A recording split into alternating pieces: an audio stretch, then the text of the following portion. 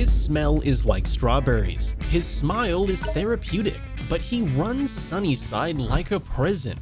In a world where toys secretly run daycare centers, one fluffy bear chose darkness, or so it seemed. Behind that plush smile lurked a ruler with a grip as tight as his Velcro paws. Was Lotso really the bad guy, or just a misunderstood teddy with abandonment issues? Did Disney justify what came after, or did it make him a scented dictator in a purple robe? Today, we're peeling back the stuffing on Lotso's Huggin Bear. He's part villain, part victim, but what is he really made of? Let's quickly rewind to Toy Story 3. It is the summer of 2010, and our beloved Andy is all set for college. In the days leading up to his departure, his toys, the dinosaur, slinky dog, cowgirl, cowboy, and astronaut, are figuring out a way to get his attention. I know that recapping the story on Andy doesn't really make sense while we're dissecting Lotso Huggin Bear, but I promise it's related. So the toys steal Andy's phone and dial it.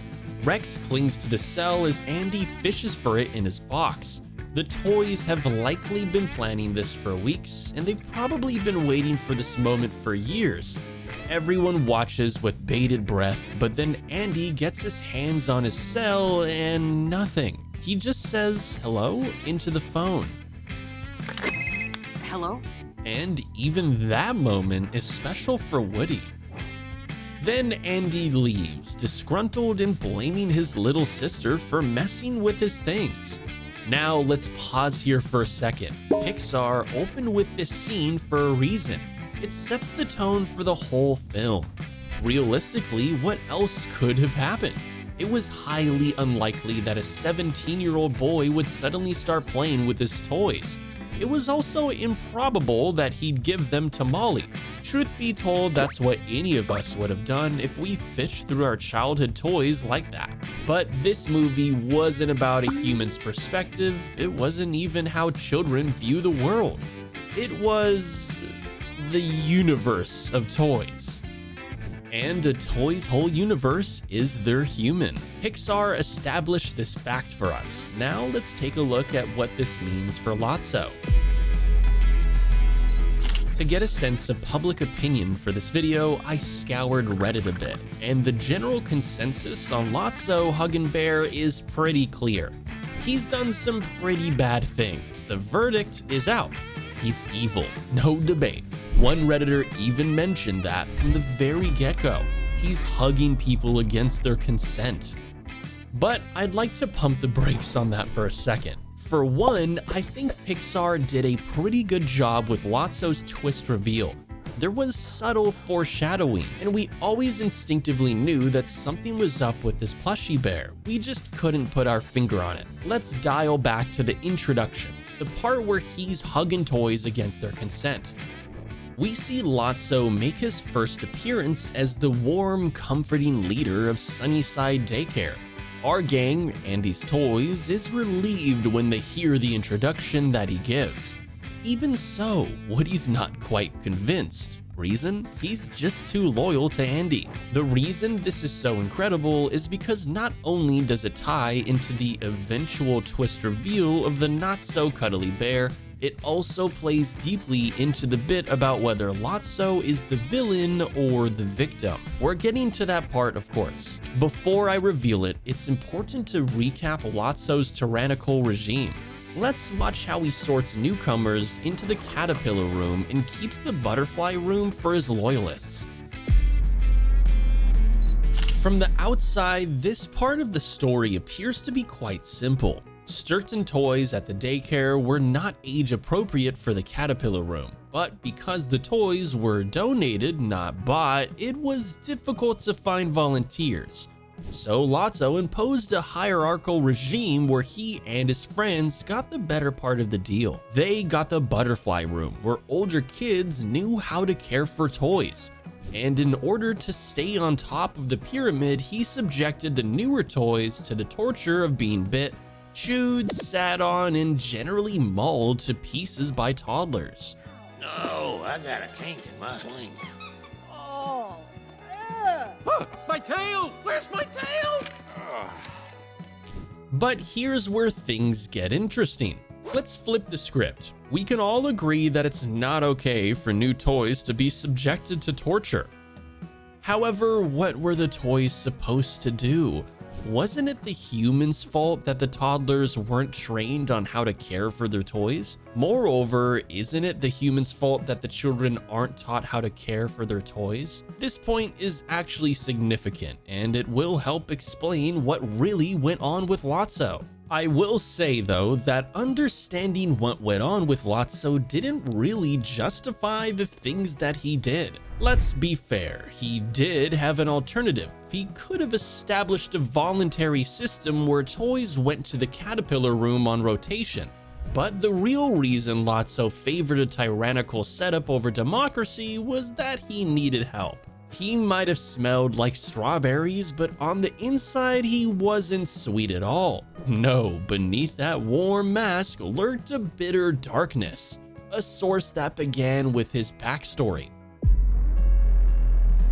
We need to hold on to this picnic because what starts here echoes all the way to the furnace.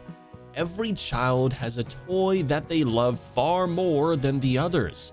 Lotso was that to a girl called Daisy. One day, Daisy went to a picnic. While leaving, she accidentally left behind Lotso, Big Baby, and Chuckles the clown. Through dangers untold and hardships unnumbered, the trio made its way back to Daisy's house, but upon getting there, a peek through the window broke Lotso's heart. It flipped his whole world upside down, because nestled there in bed with Daisy is another Lotso Huggin Bear. This toy looked like OG Lotso. He smells like OG Lotso, but he is not OG Lotso, because OG Lotso, well, he's gone. In that instant of seeing his world come crumbling down, OG Lotso is, well, gone. In his place, all that remains is a plushie with a grudge that he would take out on the whole world. We watch Lotso's mind snap in half, but the question remains, does this excuse his later actions? Let's quickly take stock of the rest of his offenses. We've already covered the bit where Lotso was an evil dictator. He wanted the other toys to suffer while he got to lead a life of ease. While he and the people who stuck around with him got to enjoy the well-behaved love of well-behaved students, other toys bore the brunt of the downsides of being in a daycare center. And once you were in, there was no escape. Lotso actually imposed a surveillance system so rigid that it was extremely difficult for anyone to leave. Plus, what was even going on with the cymbal-banging monkey sentry? I mean, what strings did Lotso have to pull to make sure the monkey never slept? How did the monkey even agree to such tireless sentry duty in the first place? I guess we'll never know. What we do know is that Lotso wasn't going to let anyone be happy because he has suffered on his own. He was willing to abduct, torture, and hug against will every toy he came across into submission. But that's not all he did. Lotso's final crime was heinous and likely the reason why there's such a broad consensus about the fact that he was really evil. That bit ties into his downfall, and to understand his downfall, we first need to understand his mind. Toy Story 3 begs a fundamental question. When a toy is broken, do you fix it or do you replace it? We all remember what Sid did with his toys back in the first movie, but Lotso, he was broken because he got replaced. That's what makes this whole thing so tricky. Now let's rewind a little bit. Remember when I talked about how Andy's toys were trying so hard to get his attention? Way past the point that they should have to? Well, it kind of makes sense. Imagine you're a toy and your whole world revolves around your child. What becomes of you when that child gets older and doesn't need you as much anymore? How do you let go of giving your whole life and being to one kid and then suddenly getting locked up in the attic, or worse, forgotten about completely? It must be incredibly difficult. So that's established. A toy's life revolves around their kid. And they hope that when the kid grows older, they'll belong to their kids. Lotso, however, wasn't forgotten. He was quietly, quickly, and simply replaced. We all felt bad for him then. It made sense that he would be jealous. But let's try to watch this from Daisy's perspective. That little girl lost 3 of her toys but replaced only 1, Lotso. Why? Because she loved him too much. Daisy probably cried so much about losing her Lotso Huggin Bear that her parents rushed to the store, grabbed the nearest look-alike, and gave it to her. The replacement wasn't a sign of apathy, it was a sign of love. Lotso just didn't see it that way. The way that I see it, if Lotso had just climbed through the window and sat somewhere Daisy would have discovered him, she would probably have loved them both, and it would have strengthened their bond. There's a bit about this that ties into the finality of the verdict on Lotso. The thing is, Lotso never tested the theory about whether Daisy would have wanted 2 of him or not. He just let his heartbreak harden. From that point onwards, he made sure that everyone endured his pain, even Big Baby, or especially Big Baby, because to Lotso, being replaced was the worst thing that could possibly happen. I think that, from his perspective, Daisy had maintained room for Big Baby and Chuckles, just not for him. That is why he led them away. That is why he never let them see what their mother was up to in there. Chuckles was just perceptive enough to piece things together, which brings me to my next point. Why did Big Baby choose to stay when Chuckles decided to leave? The fandom really doesn't have an answer to that. All we know for sure is that Chuckles eventually wound up with Bonnie and that something went terribly wrong with Big Baby. I mean, he did not look like that before. I personally have 3 theories about this. 1, he was bullied by someone and rescued by Lotso.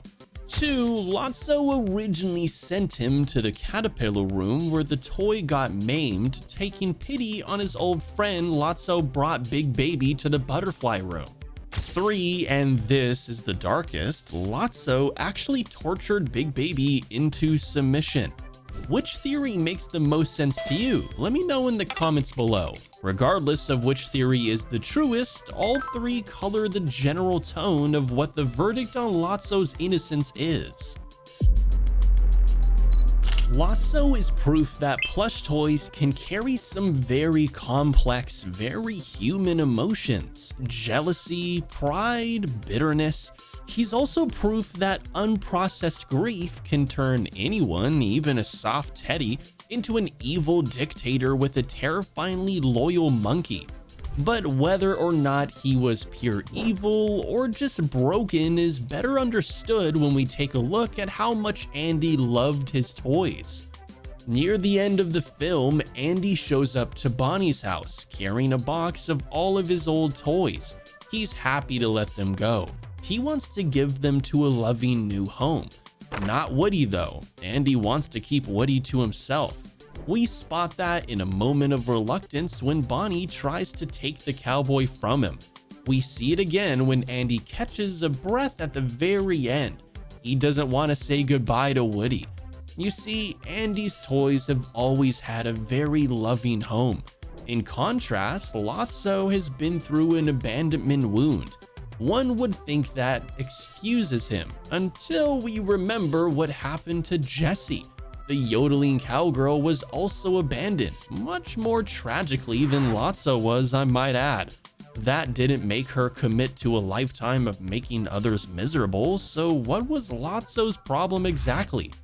It wasn't just us who were ready to excuse Lotso when we learned what he had been through. It was also Andy's toys. We saw that in the final scene before Lotso's downfall. We're about to hit the moment that tests every nice thing anyone ever believed about him. When Big Baby learned the truth about Daisy, he actually pushed Lotso into the trash can. We saw Lotso get out and follow the toys into the incinerator. At this point, Andy's toys were ready to help Lotso out. They tried to save the stuffed toy from a very painful death. It's empathy. It's the toy saying, we know you've been through a lot, but we're prepared to be your family now. You don't have to be alone. And this is especially powerful because these toys know what Lotso has done in the past. They're still prepared to help him. That should have been the start of a lifelong friendship. Instead, it was the end. We offer him a hand. He shows us who he is.